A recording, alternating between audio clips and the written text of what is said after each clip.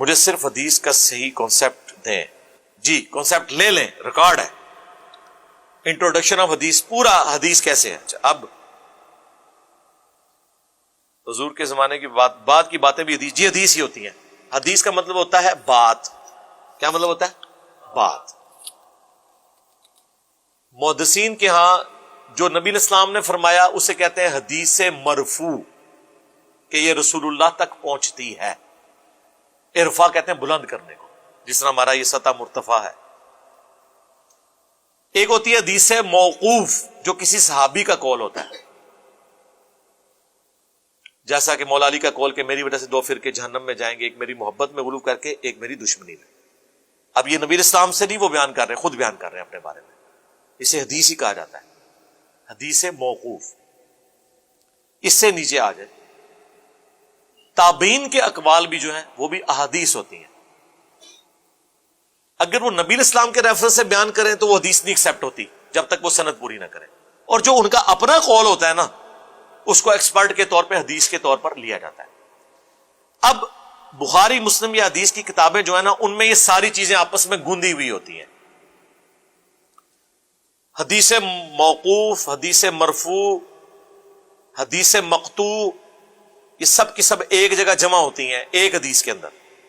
اسی لیے اسے حدیث بھی کہا جاتا ہے. اوور آل حدیث ویسے اس کو مثلا اب یہ جو 3748 کا آپ نے حوالہ لکھا ہے کہ وہ کہہ رہے ہیں یہ تو واقعہ بعد میں ہے، حدیث کیسے ہے، حدیث کیسے بنی. 3748 جو بخاری کی حدیث ہے اس میں کیا الفاظ ہیں کہ حسین ابن علی کا سر کاٹ کر عبید اللہ ابن زیاد کے سامنے رکھا گیا.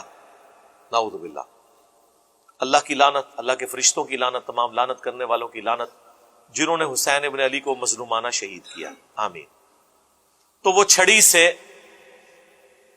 ان کے سر مبارک کو کریدنے لگا اور ان کے حسن کے بارے میں کوئی کلام کیا. تو انس ابن مالک وہاں کھڑے تھے، انہوں نے فرمایا کہ سب سے زیادہ رسول اللہ کے ہم شکل حسین ابن علی تھے. یہ ہے 3748 جس کو آپ نے پوچھا کہ یہ حدیث کیوں ہے.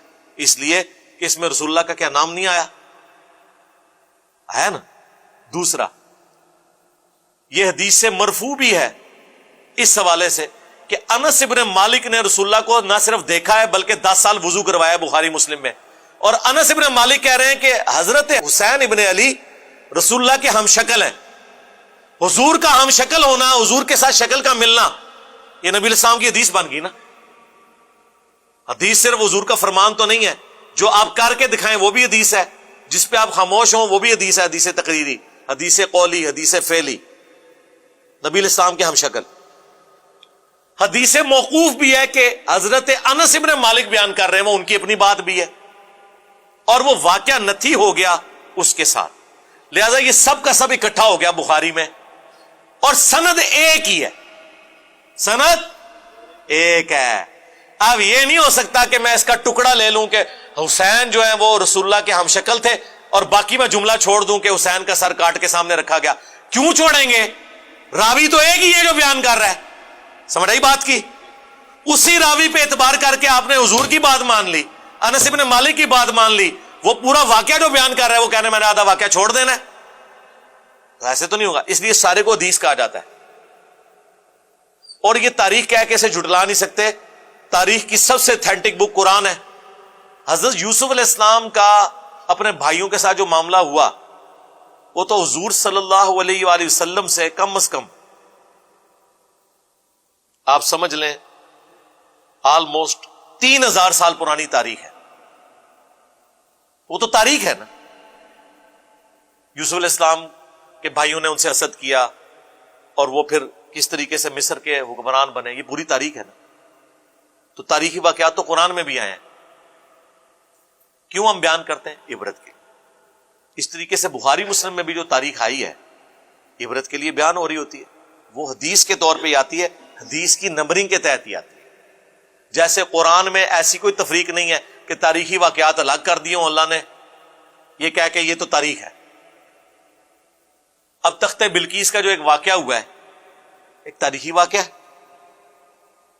اس طریقے سے رومنز اور پرشینز کی جنگ کا جو سورہ روم کے سٹارٹ میں ذکر ہے ایک تاریخی واقعہ ہے نا. دونوں کافر لڑ رہے تھے، کوئی مسلمانوں کی جنگ کا ذکر ہے قرآن میں. یہ کیا کر رہا ہے واقعہ جو اللہ نے کہا ہے کہ رومی مغلوب ہو گئے پرشینز کے ہاتھوں اور ان قریب دوبارہ سے غالب آ جائیں گے. اس میں دین کا کون سا مسئلہ بیان ہوا ہے؟ دونوں کافر. ایک تاریخی واقعہ آیا ہے ایک پروفیسی کے طور پہ, بعد میں پوری بھی ہوگی. تو اس طرح اپنا ریلیٹ کیا کرے.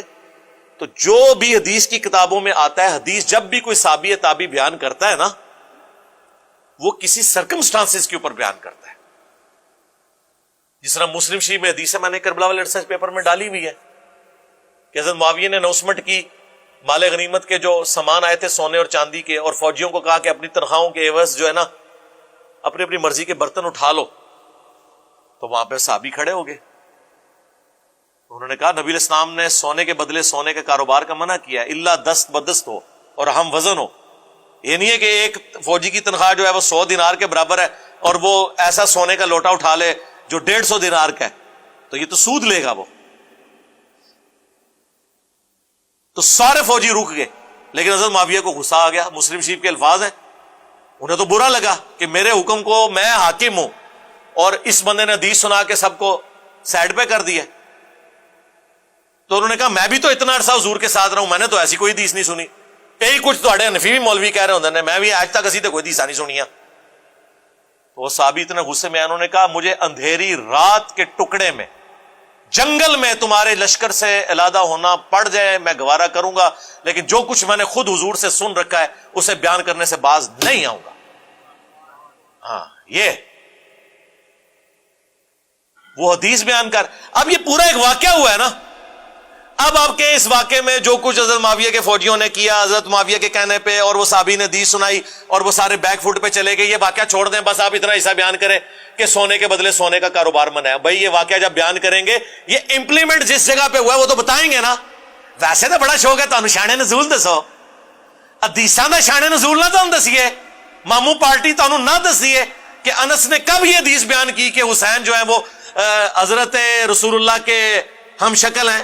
جب تمہارا جو ماموں کا گورنر تھا عبید اللہ ابن زیاد, وہ ان کے چھڑی مار رہا تھا ان کے سر مبارک میں, اس وقت انہوں نے یہ حدیث سنائی ہے. تمہیں نہ بتائیں انج تے بڑا شان نزول دا شوق جے, تے شان نزول ہوندا جے نا انہاں حدیثاں دا. جتے جتے تواڈے وڈیاں نے کام پایا اوتھے اوتھے حدیثاں سناندے سن.